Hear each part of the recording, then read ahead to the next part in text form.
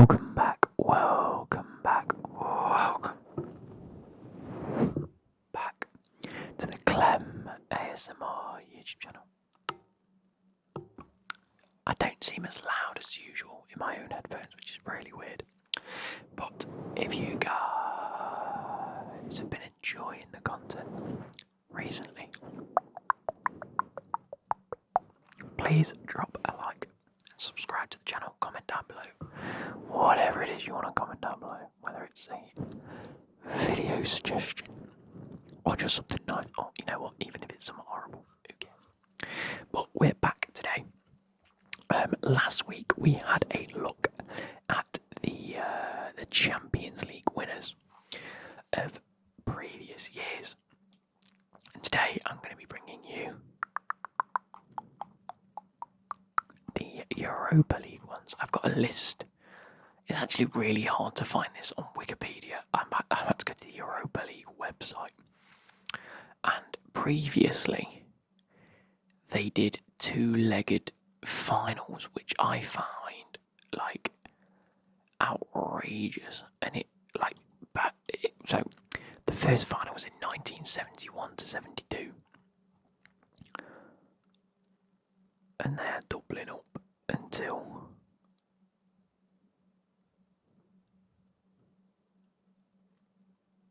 Jesus Christ. 1997 was the last.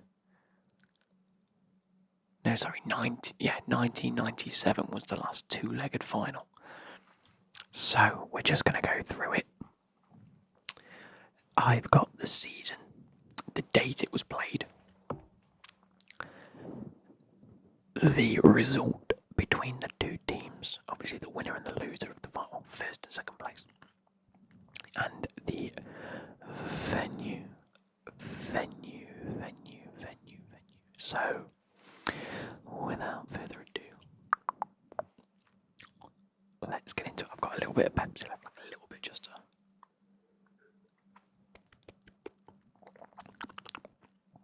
tip on the tongue. So, on the 17th of May 1972, Tottenham would record a 3-2 aggregate win over Wolverhampton Wanderers at White Hart Lane in the Molyneux. So they played them at the home stadiums.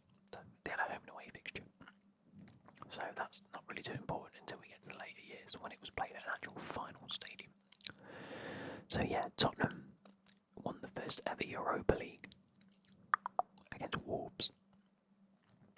Then on the 23rd of May 1973, Liverpool would go on to win 3-2 on aggregate again. So that's 2 years in a row. I'm sorry, yeah, 2 years in a row. It was a 3-2 aggregate win for Liverpool against Borussia Mönchengladbach.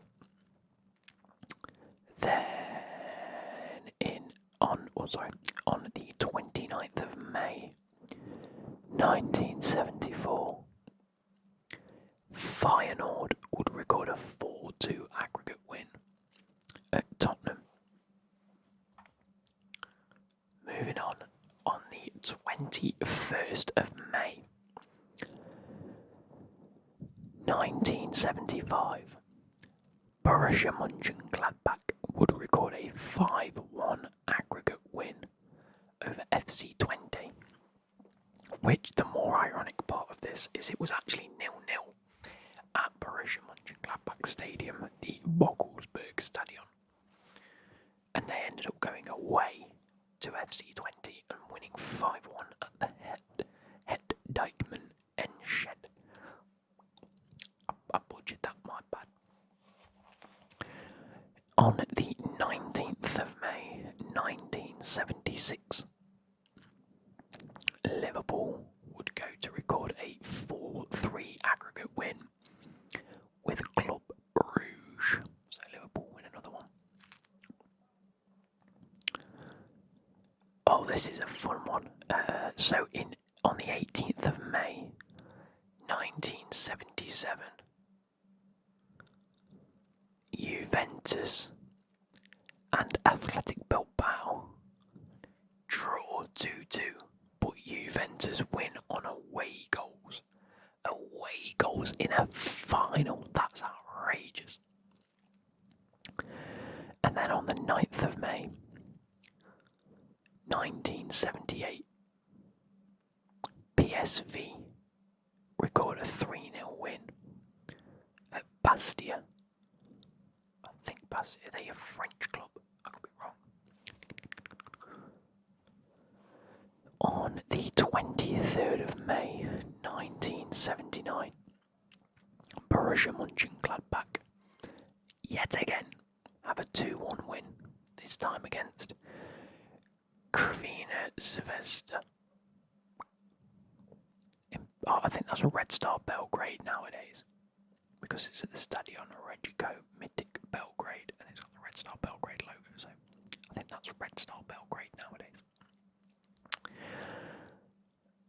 In 1980, on the 21st of May, Eintracht Frankfurt draw 3-3 with Borussia Mönchengladbach, but win on away goals. That's nuts. It's bonkers. On the 20th of May 1981, AZ Alkmaar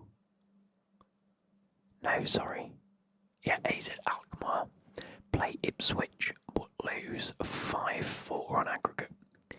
Ipswich Town have won a Europa League. That's what? In 1982, on the 19th of May, Göteborg record a 4-0 win against Hamburg. Fair enough. Or Gothenburg. The stadium's called Ullevi Gothenburg, but the team's called Gothenburg. Bit weird that. On the 18th of May, 1983, Anderlecht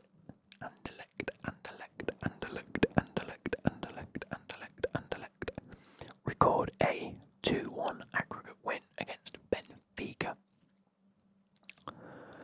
And the following year, on the 23rd of May 1984, both results between Tottenham and Anderlecht end up a 1-1, so that's 2-2 on aggregate with no one winning by away goals, so it does go to penalties, and Tottenham win on penalties. In 1985, on the 22nd of May, Real Madrid record a 3-1 aggregate win with Fehervar.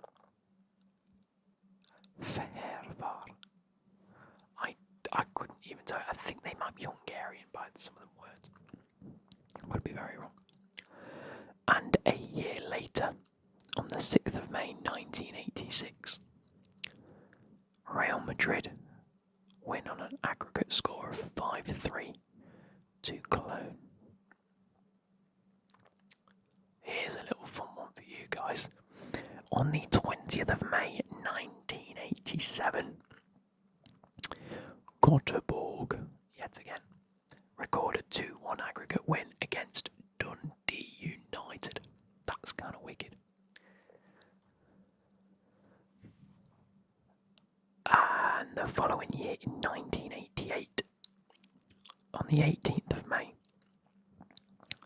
Leverkusen overturn a 3-0 defeat to Espanyol, and they respond with another 3-0 win to make it absolutely even. So on the 4th of May they went 3-0 down, and in the second leg they also went 3-0 up and ended up winning on penalties. What a absolute comeback that is fantastic. I think, imagine like if that happened in this day and age, imagine like a Bayern Munich or Real Madrid final in the Champions League, but it's double-legged, and that'd be mad. Anyway, the following year in 1989, Napoli record a 5-4 aggregate win to Stuttgart. And in 1990, we're into the 1990s now, Juventus record a 3-1 aggregate win over Fiorentina. I'm just going to take a little drinks break.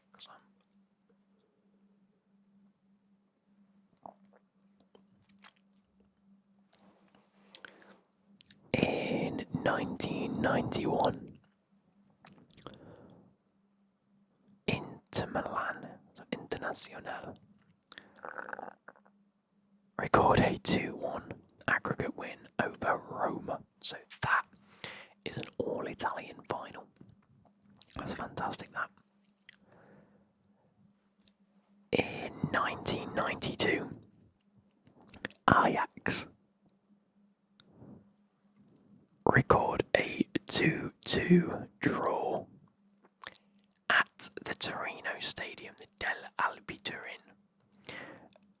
And then a week later, so that was on the 29th of April, sorry, and on the 13th of May, it was 0-0, which means Ajax win on away goals after a 2-2 draw. On the 19th of May, 1993, Juventus record a momentous 6-1 victory over Borussia Dortmund. That's fantastic. It's a 3-0 win at home and a 3-1 win away from home. In 1994, on the 11th of May, Internazionale, or Inter Milan yet again, record a 2-0 win, this time over RB Salzburg.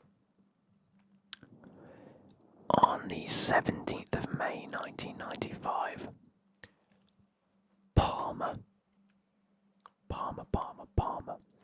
record a 2-1 win over Juventus, so another all-Italian final.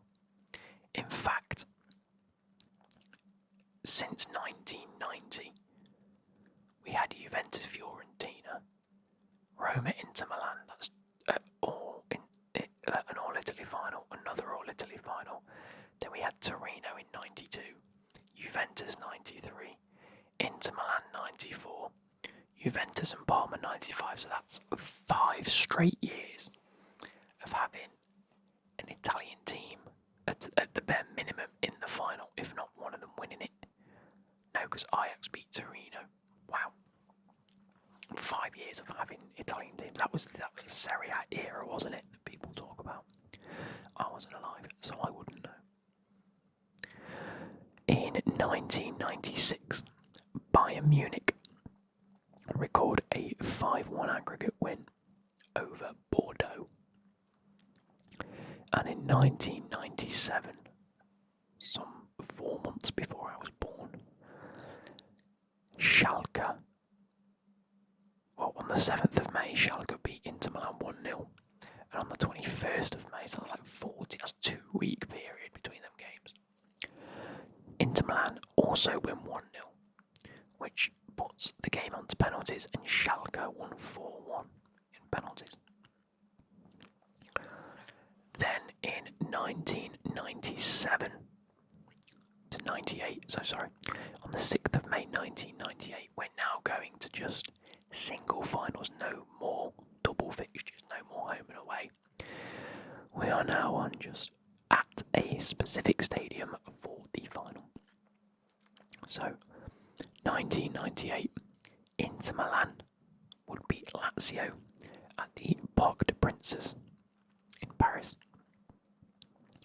Then on the 12th of May 1999, Parma would beat Marseille 3-0 at the Luzhniki Stadium in Moscow.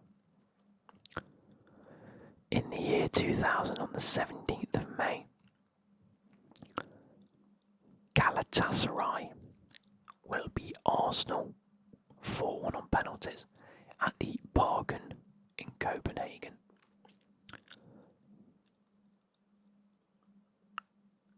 What am I watching here? In the 16th of May 2001, Liverpool Alaves 5-4 at the Bayval Stadion in Dortmund. But they won via a golden goal. What? I might need to go and look at like the stats for that game, because is that next goal wins in extra time? What is that about? How can you have that in a final? That's mad. Then in 2002, Feyenoord would beat Dortmund at the Stadion Feyenoord Diquip in Rotterdam. And then in 2003, on the 21st of May, FC Porto beat Celtic 3-2 at the La Cordilla de Sevilla in Seville.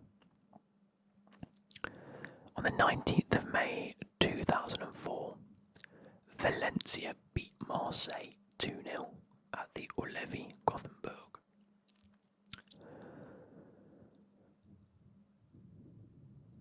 In 2005, on the 18th of May, CSKA Moscow beat Sporting Lisbon 3-1 at the Estadio Jose Alvalade. I hope I pronounced that right, in Lisbon. Is that their home ground as well? That's mad. Okay. And then on the 10th of May 2006, Sevilla at the PSV Stadion in Eindhoven beat Middlesbrough 4-0. Why do I feel like I just don't remember that? Why do I feel like that just never happened? Middlesbrough in the Europa League, what is going on? Anyway, in 2007, on the 16th of May, Sevilla would beat Espanyol for an all-Spanish final. 3-1 on penalties. Well, it was 2-2 at the end of extra time. And they won 3-1 on penalties at Hampden Park in Glasgow. On the 14th of May 2008, Zenit, I think it might be Zenit St. Petersburg personally, would go and beat Rangers 2-0 at the City of Manchester Stadium in Manchester. On the 20th of May 2009, Shakhtar Donetsk beat Werder Bremen 2-1 at the Fenerbahce Shukru Sarakoglu Spor Complexi in Istanbul. And then in 2010, on the 12th of May, Atletico Madrid beat Fulham 2-1 in extra time.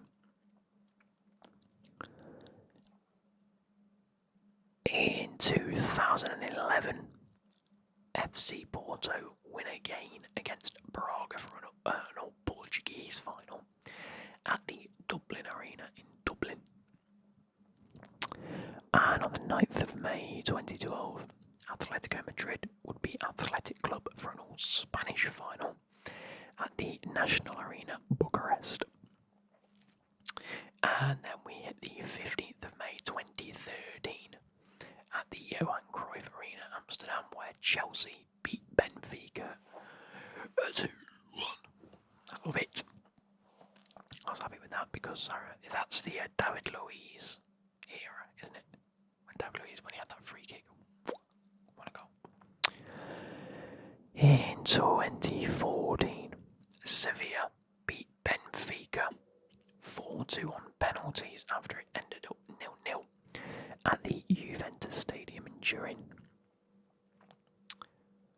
In 2015, on the 27th of May, Sevilla beat Dnipro 3-2 at the Stadion Narodowy Warsaw.